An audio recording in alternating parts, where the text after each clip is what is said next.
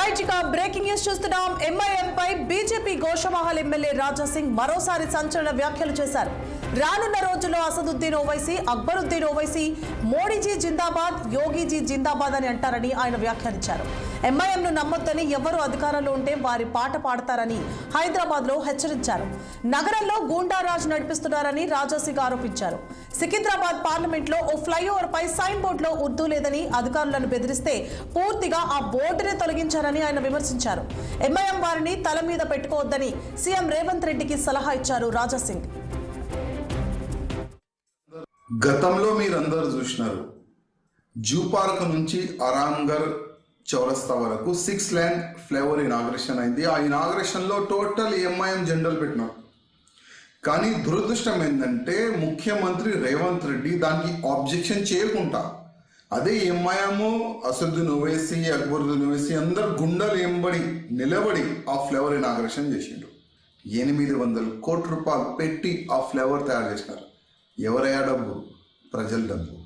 కానీ నిన్న అంబర్పేట్ ఫ్లైఓవర్ పైన షైన్ బోర్డు అంటే లొకేషన్ బోర్డు, ఏరియా పేరు అట్లాంటి ఒక బోర్డు ఆ ఫ్లైఓవర్ పైన పెట్టినారు. దాంట్లో ఉర్దూ భాషలో మీరు రాయలేదు అని ఆర్ఎంబి డిపార్ట్మెంట్ అధికారులకి వార్నింగ్ ఇచ్చి ఇదే అసదుద్దీన్ ఓవైసీ ఆ బోర్డు తెప్పించిండు. అసలు ఏం నడుస్తుంది తెలంగాణలో? అది అసదుద్దీన్ ఓవైసీ పార్లమెంట్ క్షేత్రం కాదు, అది కిషన్ రెడ్డి గారు పార్లమెంట్ క్షేత్రం.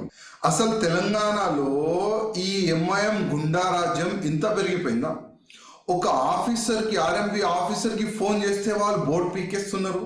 నేను ముఖ్యమంత్రి రేవంత్ రెడ్డికి అడుగుతున్నా, ఎందుకు ఇట్లాంటి వ్యక్తులకి మీరు నత్తిపైన కూర్చొని పెడుతున్నారు?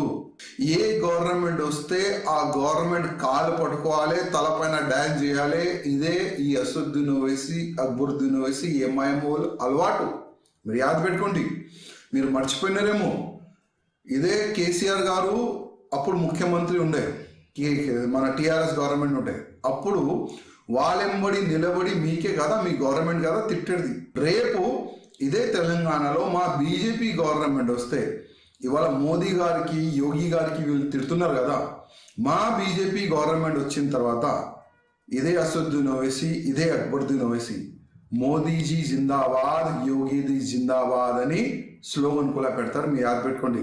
నేను మళ్ళొక్కసారి రేవంత్ రెడ్డి గారికి ఒక మాట చెప్పాలనుకుంటున్నా. ఫ్లేవర్ ఎవరు అయ్యేది కాదు, ప్రజల డబ్బులతోని ఆ ఫ్లేవర్ తయారవుతుంది. ఆ బోర్డు పైన